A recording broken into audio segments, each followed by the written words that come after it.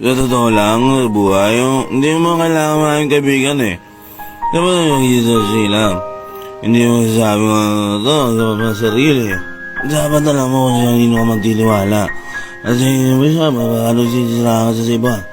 Hindi mo naman masasabi yung totoo sa'yo. Hindi mo totoo yun sa atin. Marunong ka makiramdam. Hindi mo siya, hindi mo kilala sa talikod mo.